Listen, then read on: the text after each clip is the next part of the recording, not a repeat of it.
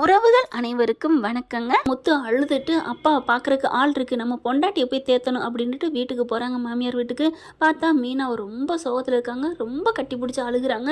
எனக்கு மனசே சரியில்லைங்க அப்படிங்கிறாங்க. விடு விடு அப்பாவுக்கு சரியாகும் அப்படிங்கிறாங்க.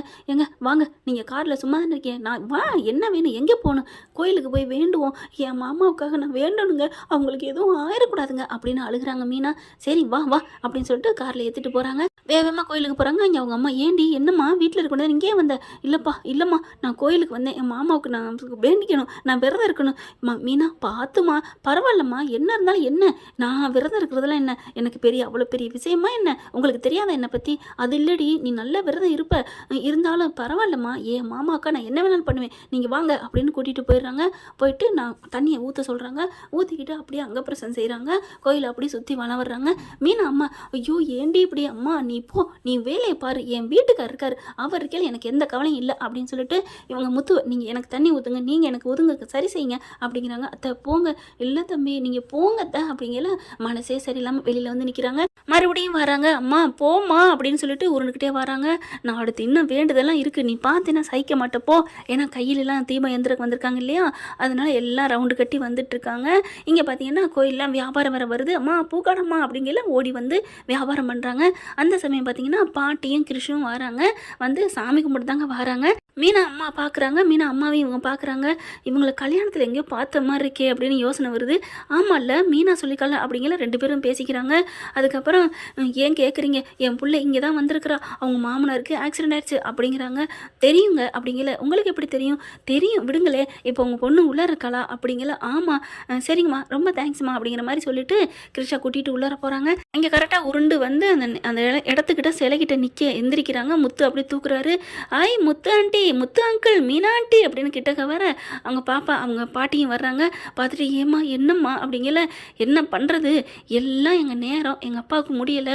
தெரியும் தம்பி அப்படின்னு சொல்ல, என்னது தெரியுமா அப்படிங்கல. மீனா, ஏங்க விடுங்கங்க, அம்மாவை பார்த்துட்டு வந்திருப்பாங்க, அம்மா சொல்லியிருப்பாங்க அப்படின்னு சொல்லிட்டு விடுங்கம்மா, ஒன்றும் இல்லைம்மா அப்படின்னு சொல்லிட்டு இவங்க வேகமாக அடுத்து வந்து கையில் தீபம் ஏந்துறாங்க. அப்படி பார்க்குறாங்க. மீனா ஏன் மீனா, வேணா மீனான்னு முத்து எவ்வளோ சொல்கிறாரு. அதெல்லாம் இல்லை, இது சாமி குத்தமாயிரும், நான் மனசார வேண்டியிருக்கேன், மாமா நல்லபடியாக வீட்டுக்கு போயிட்டாருங்கிற தகவல் வேணும், இப்போவே டிஸ்சார்ஜ் ஆகி போகணும். எப்படிம்மா, அவங்க ஊசி குளுக்கோஸு எல்லாம் ஏற்றிட்டு தானே போகணும். இல்லைங்க, நான் கடவுள் மேலே நம்பிக்கை வச்சுருக்கேன், இந்த ஆத்தாவுக்கு மகிமை இருக்குது அப்படின்னு நான் முழுசாக நம்புகிறேன். அப்படி நான் நம்புறது உண்மைனா அவர் நல்லா ஆயிட்டாரு, வீட்டுக்கு போயிட்டாருங்கிற தகவல் வரணும், அதுக்காகத்தான் நான் எல்லாம் பண்ணுறேன் அப்படின்ட்டு கையில் தீபத்தை ஏற்றுது. அப்படியே அந்த ரோகிணி அம்மாவும் கிருஷும் பார்க்குறாங்க. ஐயோ வேணாட்டி மீனா, என்னம்மா விடுங்க, நீங்கள் விடுங்கம்மா அப்படி சொல்லிட்டு மனுஷங்க எவ்வளவோ நெஞ்சில் குத்திட்டாங்க. இது என்ன பெரிய விஷயமா என்ன, எங்கள் மாமாவுக்கு நல்லா ஆகணும், எங்கள் மாமாவுக்கு நல்லா ஆகணும்னு ஏந்துறாங்க. அதுக்கப்புறம் தீபத்தையும் வச்சுறாங்க. ஏம்மா இப்படிலாம் அப்படின்னு சொல்லிட்டு அவங்க அம்மா சொல்ல, விட்டுருங்கம்மா, எவ்வளோ பெரிய நல்ல பிள்ளைங்க, ஆனால் நம்ம பிள்ளை தான் கோடாரி கொம்பா இருக்காளே அப்படின்னு நினைக்கிறாங்க. முத்து கண்ணு கலங்குது. வேணாம், இங்கே பாரு மீனா, இங்கே கையை பாரு அப்படின்னு சொல்லிட்டு துடிக்கிறாரு. அப்படியே போய் எண்ணெய் எடுத்து அந்த மயிலிறகால வச்சு விட்றாங்க. அடுத்து இருங்க, இன்னொன்று இருக்குது அப்படின்னு சொல்லிட்டு, இன்னும் என்ன வேட்டியிருக்கிற மீனா, ஏங்க அப்பாவுக்குங்க மாமாவுக்கா நான் பண்ணுறது நீங்கள் இப்படி தப்பாக நினைக்கலாமா அப்படின்னு சொல்லிட்டு அடுத்தது பார்த்தா உப்பு எடுத்துகிட்டு வந்து உப்புலேயே முட்டிக்கால் போட்டு பண்ணுறாங்க. ஏன் மீனா, இதெல்லாம் முழங்கால்லாம் வீணா பேர் மீனா, பரவாயில்ல இருக்கட்டும் அப்படிங்கிறாங்க. மீனா, அந்த வீட்டுக்குள்ள நீ இருக்கணும்னு அவசியம் இல்லை, நீ எங்கே இருந்தாலும் எனக்கு இஷ்டம், நான் இங்கே வருவேன், அதுக்காக என்னங்க நான் அந்த வீட்டுக்குள்ள இருக்கணுங்கிறக்காக நான் பண்ணுறேன், என்னங்க இப்படிலாம் பேசிட்டீங்க, அந்த ஜோசியக்கார பொம்பளை சொன்னதுலேருந்து உங்கள் அம்மா மனசுன்னு வந்து போயிருக்காங்க, அவங்களும் கிளியர் ஆகணும், மாமா நல்லா ஆகணும், அதுக்காகத்தான் அப்படின்னு சொல்லிட்டு மண்டி போட்டுக்கிட்டே வராங்க. இங்கே பார்க்க அவங்களுக்கு ரொம்ப ரோகிணி அம்மா நல்ல மனசு இல்லையா, மனசே கஷ்டப்படுறாங்க. இவங்ககிட்ட உண்மையை சொல்லணும் அப்படின்னுட்டு அடுத்து எல்லாத்தையும் முடிஞ்சிடறாங்க. மீனா உட்காருமா அப்படின்னு சொல்லிட்டு கொஞ்சம் விசிறி விடுறாங்க. ரோகிணி அம்மா பொறுத்த வரைக்கும் நல்லவங்களா இருக்காங்க, அவள் தான் கொஞ்சம் கெட்டவளாக இருக்கான்னு முத்துவும் மீனாவும் நினைக்கிறாங்க. அதுக்கப்புறம் சரி நீங்கள் சொன்னீங்கல்ல எனக்கு தெரியும் அப்படின்னுட்டு, ஆமாம் இப்போ என்ன அப்படிங்கிற மாதிரி பார்க்குறாங்க. இல்லை உங்களுக்கு எப்படி தெரியும் அப்படிங்கிறாங்க. அதான் அம்மா இப்போ சொல்லியிருப்பாங்கன்னு சொன்னோம்ல அப்படிங்கல. இல்லை அதெல்லாம் தெரிஞ்ச மாதிரி தெரியலையே அப்படிங்கல. எனக்கு ஏற்கனவே தெரியும்ப்பா, நானே சொல்கிறேன், உங்கள் அம்மாலாம் சொல்லலை மீனா அப்படிங்கிறாங்க. அப்போ யார் சொன்னால் எப்படி தெரியும் அப்படின்னு முத்து ஆர்வமாக கேட்க, நான் சொல்கிறேன், நீங்கள் கொஞ்சம் தப்பாக எடுத்துக்கக்கூடாது. ஏன் என்ன, உங்கள் பொண்ணு தான் அதெல்லாம் பண்ணுச்சா? ஐயோ தம்பி, என் பொண்ணு அதெல்லாம் பண்ணலை, ஆனால் என் பொண்ணுக்கு இதில் தெரியும் இந்த விஷயம், அதுக்கு சம்மந்தம் லைட்டாக இருக்குன்னு தான் நான் சொல்ல முடியும். என்னம்மா என்ன சொல்லுங்கள் அப்படிங்கல. அந்த சிந்தாமணி என் பொண்ணு பேசிக்கிட்டதை நான் கேட்டேன்ப்பா அப்படிங்கிறாங்க. என்ன பேசிக்கிட்டாங்க அப்படிங்கல, எல்லாமே இந்த சிந்தாமணி தான் பண்ணியிருக்கு. ரோஹிணி உன் புருஷனோட நீ சேரணும், அதுக்கு அந்த மீனா அந்த வீட்டில் இருக்கக்கூடாது, அவளும் போயிடணும், அந்த முத்துவும் போயிடணும், அப்போ தான் நீ அந்த வீட்டில் இருக்க முடியும், நீ அந்த வீட்டுக்கு போக முடியும் அப்படின்னு அவங்க பேசிக்கிட்டதை நான் கேட்டேன்ப்பா அப்படிங்கிறாங்க ரோஹிணி அம்மா. மீனாவும் முத்துவும் அப்படியே அதிர்ச்சி ஆகுறாங்க. என்னம்மா சொல்கிறீங்க அப்படின்னு சொல்லிட்டு, ஆமாம்மா அவங்க நல்லா பேசுனாங்க, நீ அந்த வீட்டுக்குள்ளே போகணுங்கிறக்காக தான் அப்படி பண்ணேன் அப்படின்ட்டு. அப்போது எங்கள் அப்பா வண்டி ஏற்றுனது அந்த பொம்பளை தானா, அப்படியே தூணில் ஒரு குத்துறாரு, செம்ம காண்டாகிறாரு, நிஜமா நீங்கள் சொல்கிறீங்களா அப்படிங்கல. டக்குன்னு ரோஹிணி அம்மா என்ன பண்ணுறாங்க, என்னப்பா இப்படிலாம் சொல்லிட்டீங்க, கண்டிப்பாக நான் மனசார இந்த சாமி மேலே சத்தியமாக சொல்கிறேன், அந்த சிந்தாமணி தான் முழுக்க காரணம், என் பொண்ணு முகம் கூட ஒரு மாதிரியாக போணுச்சு தெரியுமா, என்னம்மா என்ன சொல்கிறீங்க, நிஜமாலுமே உங்கள் பொண்ணுக்கு இதுக்கு கேடியாச்சே, சம்மந்தம் இல்லாமல் எப்படி போகும்? இல்லைப்பா அதான் நான் சொல்கிறேனே, ஏன் அப்படி பண்ணீங்க, மாமா நல்லவர், அங்கிள் நல்லவர் அந்த வீட்டிலையே, அவருக்கு ஒன்றும் ஆகலையேன்னு துடிச்சு போய் அவள் கேட்குறதெல்லாம் நான் கேட்டேன்ப்பா அப்படிங்கிறாங்க. அப்படியே முத்து மீனா பார்க்க, மீனா உடனே ஆமாங்க அம்மாலாம் பொய் சொல்ல மாட்டாங்க, அதே மாதிரி ரோஹிணிக்கு அப்பான்னா மாமான்னா ரொம்ப பிடிக்கும், ஏன்னா அவரை யாருக்குங்க பிடிக்காது, ஆமாம்மா நீ சொல்கிறது என்னமோ சரிதான், ஆனாலும் அந்த பார்லர் விஷயத்தில் நான் நம்ப முடியலையம்மா அப்படிங்கிறாங்க. இல்லை தம்பி இல்லை, அவளுக்கு என்னமோ தெரியல, ஆனால் விருப்பம் இல்லைப்பா அப்படிங்கிறாங்க. எனக்கு என்னமோ 2 பேரும் சேர்ந்து தான் கூட்டு சேர்த்து தான் பண்ணி. ஐயோ தம்பி நீங்கள் அப்படியே பாதியோட முத்து பேச விடலை, இப்போ நான் சொல்கிறது எல்லாம் சத்தியம்ன்ட்டு டக்குன்னு போயிட்டு அங்கே இருக்கிற எரிஞ்சிட்டு இருக்க மேலே சத்தியம் பண்ணுறாங்க. இப்போ நான் வேணாலும் சூடம் ஏற்றுன்னு கையில் ஏற்றுறாங்க. ஐயோ விடுங்கம்மா அப்படின்னு தட்டி விட, நான் சத்தியமாக சொல்கிறேன் என் பொண்ணுக்கு இதுக்கு சம்மந்தம் இல்லை, ஆனால் இப்போ தெரிஞ்சிருச்சு விஷயம் அப்படிங்கிறாங்க.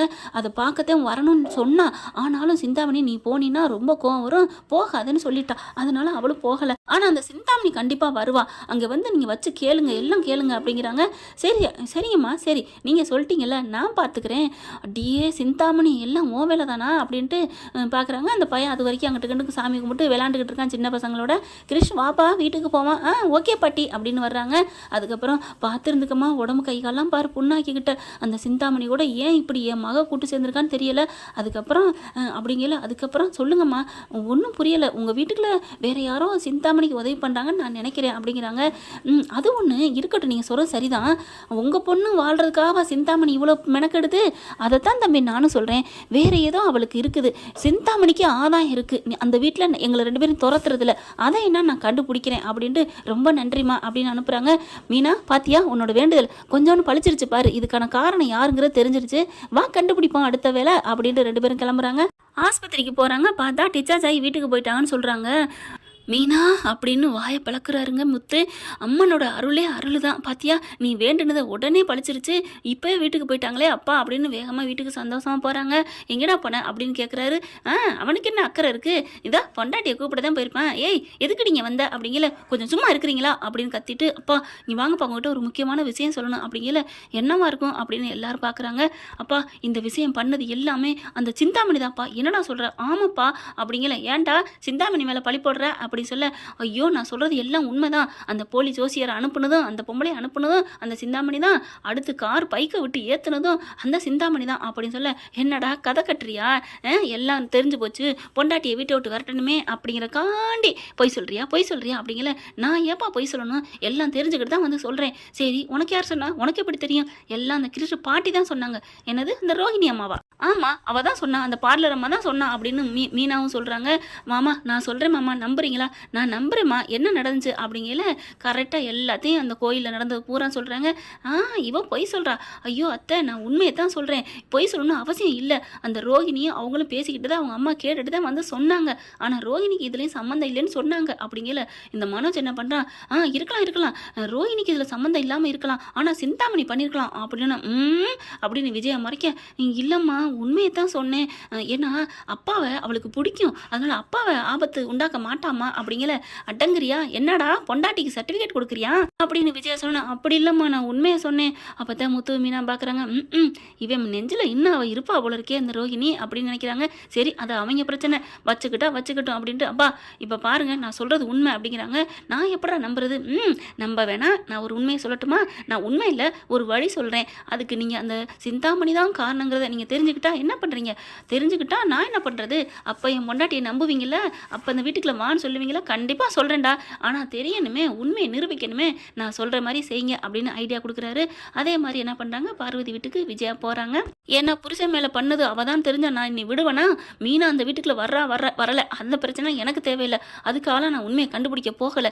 என் புருஷனை ஏற்றினவ அவள் தானான்னு தெரியணும். அதுக்காக போகிறேன். தெரிஞ்சதுக்கப்புறம் அவள் வாய் ரெண்டையும் பிடிச்சி கிழிக்காமல் விட மாட்டேன் அப்படின்னு அங்கேருந்து கிளம்புறாங்க. வாய் 2 இல்லைங்க, வாய்க்குள்ள 2 விரலை விட்டு கிழிக்காமல் விட மாட்டேன்ட்டு போகிறாங்க. அங்கே போனால் பார்த்தீங்கன்னா பார்வதி கூப்பிட்டு வச்சு பேசுகிறாங்க. பேசிட்டு கீழே அண்ணனுக்கு நல்லா இருக்கா? இப்போ தான் கேள்விப்பட்டேன். நல்லா இருக்கா அப்படின்னுட்டு சிந்தாமணிக்கு கால் பண்ணுறாங்க. அப்போ மாஸ்டர் அண்ணனுக்கு நல்லா இருக்கா, எப்படி இருக்குது அப்படிங்கிற. நல்லா இருக்கு, இந்த பார்வதி தான் பார்க்க வந்தேன். அங்கேயே மாஸ்டர் போயிருக்கீங்க? ஏன் போயிருக்கேனா? எதுக்கு வந்திருக்கேன்னு தெரியும், நான் சாமி பார்க்க தான் வந்திருக்கேன், நீ வேணா நேரில் வா பேசுவோம் அப்படின்னு வைக்க சிந்தாமணி பறந்து அடிச்சுட்டு அலறி அடிச்சு ஓடி வருதுங்க. டக்குன்னு வருது. மாஸ்டர் என்னாச்சு மாஸ்டர், எந்த சாமி பார்க்க போகிறீங்க? அவளுக்கு ஒரு பயம், எங்கே வேறு சாமியாரை பார்த்து ஏதாவது மாட்டிக்கிடுவோமோ அப்படின்னுட்டு. என்ன மாஸ்டர்? ஆமாம், நான் சாமியாரை தான் பார்க்க போகிறேன். என்ன நடந்துட்டுருக்கு இப்படி ஆயிடுச்சேன்னு. ஏன் மாஸ்டர், நான் அனுப்புனாலே வர சொல்லாமே, அவள் நேரம் எங்கே போயிருக்காளோ, என் மயன்தான் தப்பு பண்ணி அனுப்பி விட்டானே, அதனால் அவள் வீட்டுக்கு வரமாட்டா. அங்கே வரலன்னா என்ன, இங்கே வச்சு பண்ணுவோம் மாஸ்டர் அப்படிங்கிறாங்க.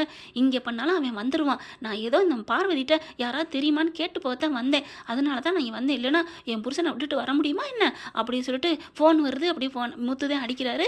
கரெக்டாக பேசிகிட்டு இருக்கல. இங்கே விஜய் என்ன பண்ணுது, ஹலோ அப்படின்ட்டு சிக்னல் கிடைக்கலையே அப்படின்னு தள்ளிக்கிட்டு வீதிக்கு போயிருதுங்க. ஹலோ சொல்லுங்க அப்படின்னு. அம்மா பேசாமல் இருமா, அவள் என்ன பண்ணான்னு பார்க்கலாம். Camera set பண்ணியாச்சுல? பண்ணியாச்சு. பார்வதி ஆண்டி அங்கிட்டு போயிடுவாங்கடா அப்படின்னு சொல்லி பார்வதி என்ன பண்ணுது, இருமா நான் பீரோவில் சாவி எங்கே வச்சேன்னு தெரியல, நானும் வெளியில் போகணும், நான் போய் சாவியை தேடி எடுத்துகிட்டு வரேன் அப்படின்ட்டு போயிடுறாங்க. 2 பேரும் போனதை பார்த்துட்டு ஐயோ வேகமாக போன் எடுக்குது சிந்தாமணி. அதுக்கப்புறம் அந்த ஜோசியக்காரம்மா பார்க்குது, ஏய் நீ எங்கேயும் போயிட்டியாடி? எங்கேயும் போகல, இப்போ விஜயாவை நான் கூட்டிக்கிட்டு ஒரு இடத்துக்கு வருவேன். எந்த கோயிலுக்கு வரலாம்? பொன்னியம்மன் கோயிலுக்கு வரேன், நீ அங்கே உட்காந்துரு.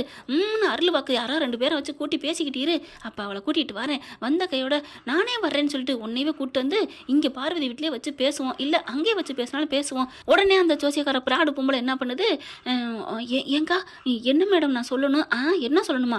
ஒன்றும் இல்லை, நான் சொன்ன மாதிரி ஏதாவது நடந்திருக்கா? அவள் என்ன வீட்டை விட்டு போகலை போல இருக்கே, போகாட்டின உன் புருஷனுக்கு இப்போ ஏதோ கொஞ்சமாக சீண்டி பார்த்துருக்கணுமே ஆபத்து அப்படின்னு நீ சொல்கிற.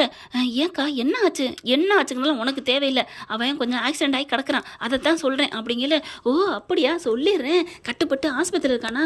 அடி ஆமாடி, ஃபோனை வை அப்படின்னு சொல்லிட்டு, இங்கே பாரு எதையுமே உளறிடக்கூடாது, எதுவும் சொல்லக்கூடாது, நீ சொல்லிடு, அவள் இருக்கிற வரைக்கும் ஆபத்துன்னு சொல்கிற, அப்புறம்தான் இருக்கு கச்சேரி அப்படின்னு சொல்லிட்டு வைக்கிறாங்க.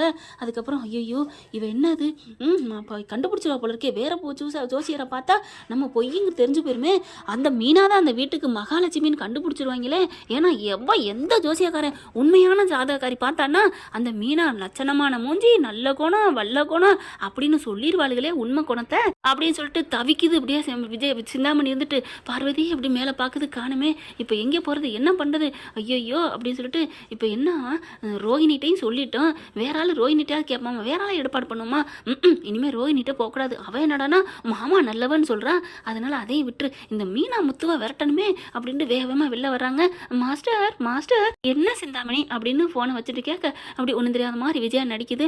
ஒன்றும் இல்லை மாஸ்டர், நான் ஒரு இடம் சொல்கிறேன், அங்கே போமா, அங்கே ஒரு சாமியார் பார்க்குறாங்களாம் அப்படின்னு சொல்ல, வாங்க பார்க்குறமோ இல்லையோ அங்கே போய் வேண்டுனா நல்லா ஆயிருமா அப்படின்னு சொல்ல, அப்படியா, ஆமாம் சரி வாங்க போவோம், சரி நீ இரு, நான் போயிட்டு பார்வதிட்ட சொல்லிட்டு வந்துடுறேன் அப்படின்னு வேகமாக போகுது.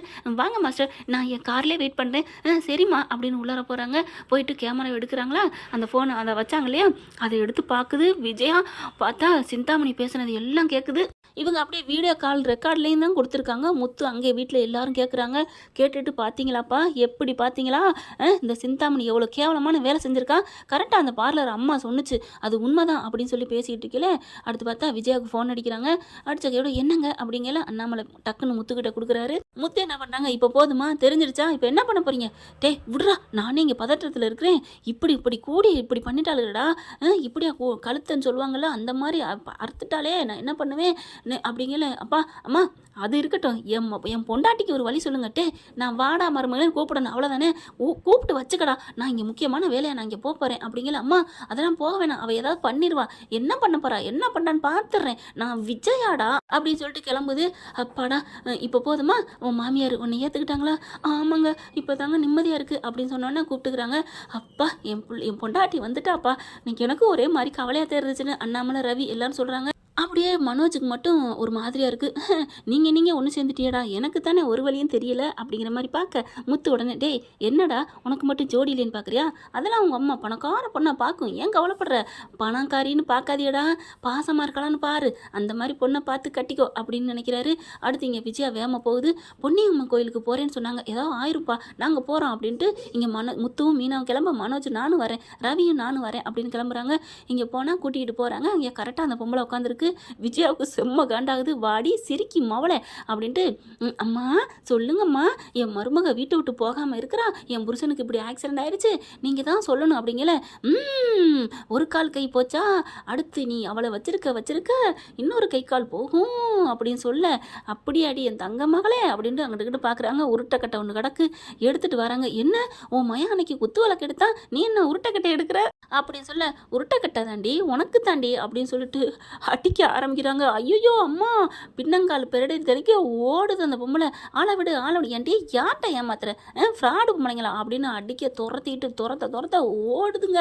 ஐயா அம்மா ஆளை விடு சாமி அப்படின்னுட்டு அப்படியே அப்பா ஒரு தூரத்துக்கு போயிடறாங்க. இங்கே முத்து மீனா எல்லாம் வர்றாங்க.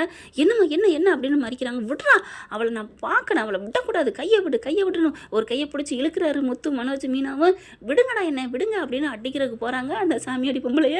ஆனால் சிந்தாமணி பார்க்குது, ஆத்தாடி எல்லாம் தெரிஞ்சு போச்சே, இப்போ மாட்டிடுவோமே, சிக்குனா சிந்தாமணி சேகர் எல்லாமே சின்ன பின் ஆயிடுவோமே அப்படின்னு விட்றா ஜூட்டு அப்படின்னு அங்கேருந்து போயிடுது. இவங்க அடிச்சுட்டு திரும்பி பார்க்குறாங்க, சிந்தாமணியை காணோம், பார்த்தீங்களாம்மா ஓடிட்டா பார்த்தீங்களா, இப்போ புரியுதா அப்படின்னு சொல்ல, என்ன மன்னிச்சிருடா அப்படின்னு சொல்லிட்டு மன்னிப்பு கேட்குதுங்க. என்ன ஃப்ரெண்ட், இப்படி போனால் நல்லா தானே இருக்கும், பார்க்கலாம். தேங்க்யூ. இந்த வீடியோ உங்களுக்கு பிடிச்சிருந்தா தயவு செய்து லைக் பண்ணுங்க. இன்னும் அப்டேட்ஸ்க்காக சேனலை சப்ஸ்கிரைப் பண்ண மறக்காதீங்க. நம்ம கிட்ட இருக்க எல்லா சேனல்ஸோட லேட்டஸ்ட் வீடியோ அப்டேட்ஸ்க்காக மேல ரைட் சைடுல காட்டுற லிங்கை கிளிக் பண்ணி வாட்ஸ்அப் குரூப்ல ஜாயின் பண்ணுங்க. உங்களிடம் விடைபெறுவது நான் உங்கள் மெஹர்.